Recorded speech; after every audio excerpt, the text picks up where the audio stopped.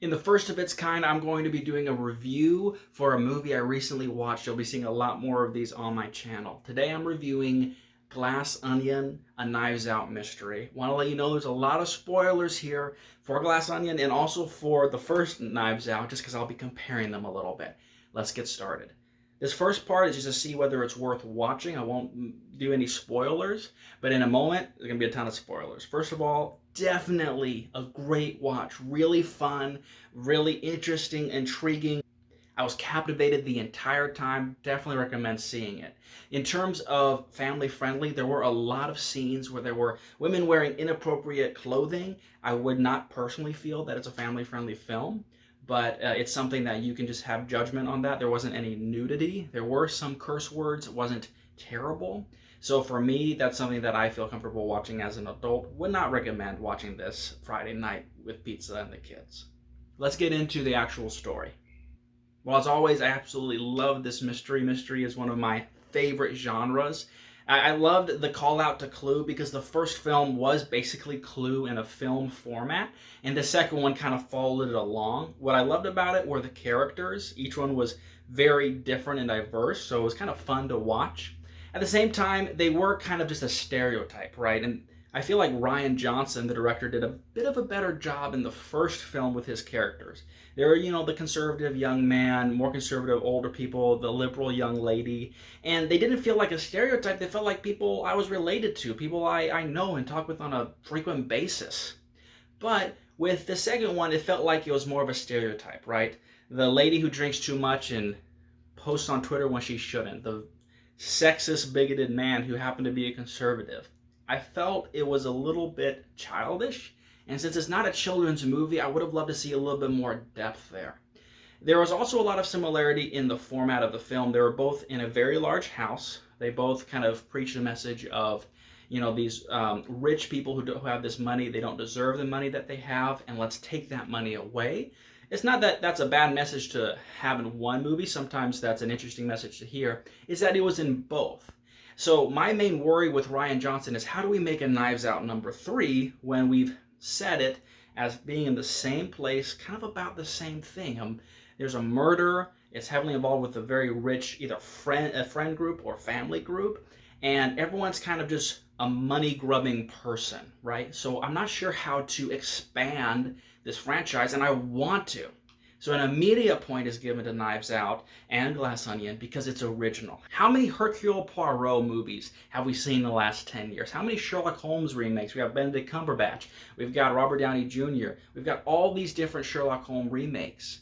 And they're all the same story. And it's a fun story, but I want to see something new. And to see something absolutely completely original is just so refreshing. Something that stars a Southern gentleman when so few movies even include the South these days. I thought that was just so wonderful, and I want to see a number 3 or 4. So for originality, definitely gets a point.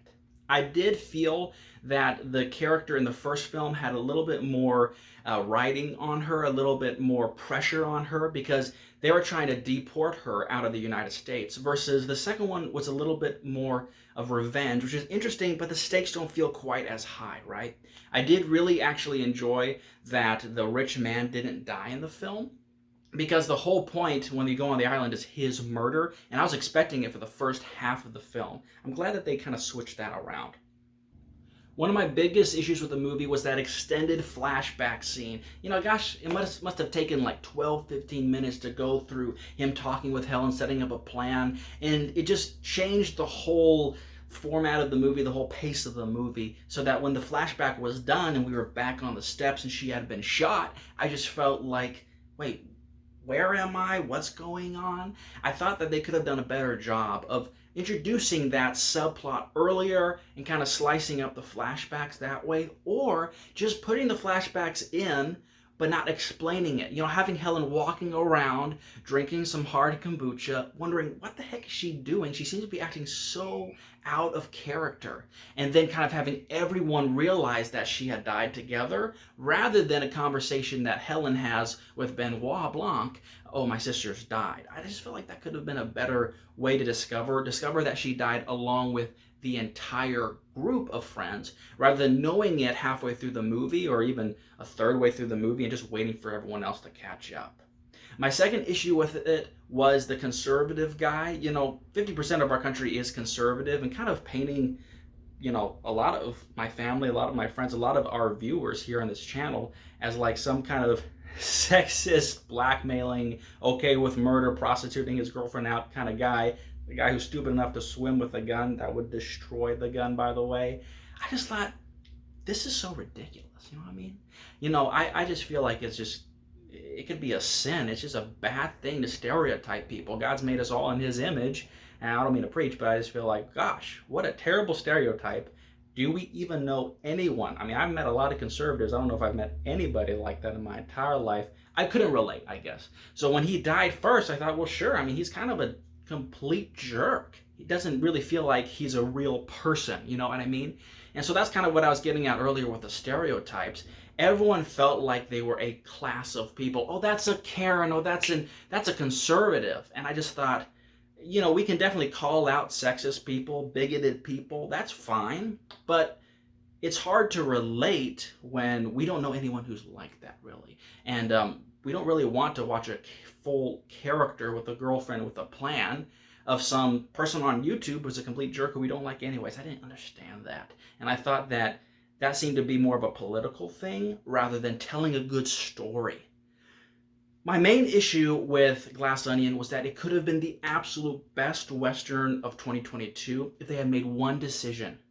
When Benoit Blanc tells them what happened and how the rich man killed Cassandra, he says to Helen, I'm bound by the law, I'm bound by the police, by the jurisdiction of being an American, I'm bound by the courts, you're not. And in a good Western, Helen would have grabbed the gun and shot him in the head. Because Westerns are about correcting wrong with right through power. You're being evil, you're hurting people. I'm not going to wait for someone else, some lawman, to do it because he's not going to, so I'm going to do it myself. And that's why Westerns and neo-Westerns like Logan, like Breaking Bad are so popular, because especially among men, but among everyone, we have a certain sense of justice to go, this isn't working, we need to do something ourselves. I'm not advocating that, of course, but the whole movie was about how the actual justice and legal system had failed Cassandra, had failed everybody. It was benefiting a murderer, it was benefiting someone evil, and instead of taking the law into her own hands, which would have made it an amazing Western, she relies right back on that system and sits on those stairs waiting for the police to come in the morning so that they can handle it. It showed this very strange trust in the institution that had betrayed her and her entire family, leading to her sister dying.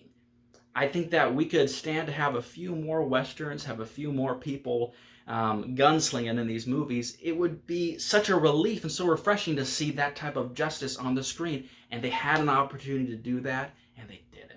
All in all, I gotta say Glass Onion gets 4 out of 5 stars, and the reason why principally is because it was so charming, because it was completely original. The story has not been written down in a novel, and it was just a really intriguing story that even I couldn't keep up with, and I really like examining this sort of thing and reading mysteries, and it really took me for a ride.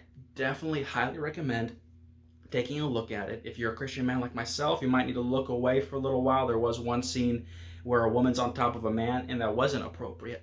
But no nudity, and something that I think with care you can really enjoy. Let me know what you think of my review. If you disagree, write me a comment. Let me know why, okay? Thanks, guys.